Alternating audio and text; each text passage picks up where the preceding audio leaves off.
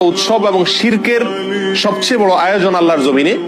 এটা যখনই হতে যায় তার আগে এবং এটা চলাকালীন সময়ে মিডিয়াতে এক শ্রেণীর লোকেরা এই স্লোগানটা খুব বেশি বেশি আওড়াতে থাকেন, ধর্ম যার যার, উৎসব সবার। বড় আশ্চর্য লাগে, বিষয়টা যখন ধর্মীয় তাহলে এটার ব্যাখ্যা দিবে তো ধর্মীয় ব্যক্তিবর্গরা, কিন্তু ধর্মীয় বিষয়ে ব্যাখ্যা দিতে আসছেন রাজনীতিকরা, ধর্মীয় বিষয়ে ব্যাখ্যা দিতে আসছেন বুদ্ধিজীবীরা, যাদের ধর্ম সম্পর্কে কোনো ধারণাই নাই। এটা হলো সবচেয়ে বড় আশ্চর্যের বিষয়। একজন মুসলিমের জন্য হিন্দুদের দুর্গাপূজাতে কোনোভাবে অংশগ্রহণ করা জায়েজ কিনা, অনুমোদিত কিনা, এই বিষয়টি তো সিদ্ধান্ত দিবে ধর্ম বিশেষজ্ঞগণ, উলামা একরাম, কারণ বিষয়টা ধর্মীয়। অতএব এটা হলো একটা আশ্চর্যের বিষয়। দ্বিতীয়ত হলো, এই স্লোগানটার মতো অন্তঃসার শূন্য, অযৌক্তিক এবং হাস্যকর আর কোন স্লোগান হতে পারে না।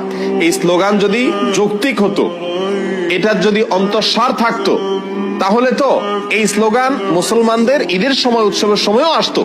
বলা হতো, হিন্দুদেরকে আহ্বান করা হতো, তোমরাও আসো, দোনো ঈদে অংশগ্রহণ করো। অথচ তখন এটা করা হয় না। তাহলে বোঝা গেল উদ্দেশ্যমূলক ভাবে শুধু মুসলমানদের ঈমান ধ্বংস করার জন্য এই ষড়যন্ত্রমূলক স্লোগানটি বাজারে চাউর করে রাখা হয়েছে এবং এর পিছনে কিছু ষড়যন্ত্রকারী তথাকথিত বুদ্ধিজীবী এবং রাজনীতিকরা কাজ করছেন। আমরা সকলেই জানি, কোরবানিদের সময় পাক ভারত উপমহাদেশের মানুষ সবচেয়ে বেশি পরিমাণে কোরবানি করে গরু। যদিও গরু ছাড়া অন্যান্য পশু কোরবানি করা যেতে পারে, যেহেতু মুসলমানদের কাছে গরু খাওয়া হালাল, বিধায় গরু কোরবানি করে আমাদের দেশে মানুষ বেশিরভাগ ক্ষেত্রে। আর এর জন্য কোরবানিতে মানুষ বলে অনেকে বকরা ঈদ। বাকারা শব্দ, বাকারা আরবি, বাকারা মানে গরু, সেখান থেকে বাকরা ঈদ বলে বা বকরি ঈদ বলে। তো বাকারা বা বকরি আরবি গরু থেকে, তার মানে গরুর ঈদ। ঈদটাই হলো গরু জবাই করা, গরুর গোশত খাওয়া, বিতরণ করার উৎসব।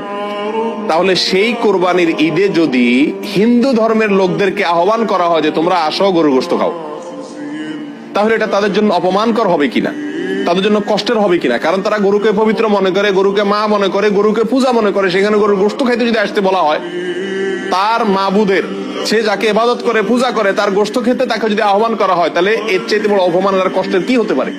এই কারণেই কোন রাজনীতিক বা তথাকথিত বুদ্ধিজীবীদের কেউই আহ্বান করে না হিন্দুদেরকে যে আসো, মুসলিমদের সাথে উৎসবে সামিল হয়ে যাও, কারণ উৎসব সবার। কেন? কারণ একজনের ধর্মীয় ইবাদত, একজনের ধর্মীয় উৎসব আরেকজনের জন্য বিপরীত হতে পারে। একজন মুসলিম নগণ্য থেকে নগণ্য, সাধারণ থেকে সাধারণ মুসলিমও জানেন যে ইন্না শিরকা লাযুলমুন আযীম, নিঃসন্দেহে শিরক, নিশ্চয়ই শিরক এটা সবচেয়ে বড় অপরাধ।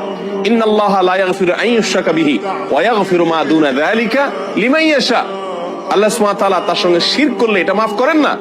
আর শিরক ছাড়ানো যে কোনো গুনাহ আল্লাহ চাইলে যার জন্য ইচ্ছা তার জন্য কি করতে পারেন? ক্ষমা করতে পারেন। আর এই শিরকের সবচেয়ে বড় আয়োজন দুর্গাপূজা।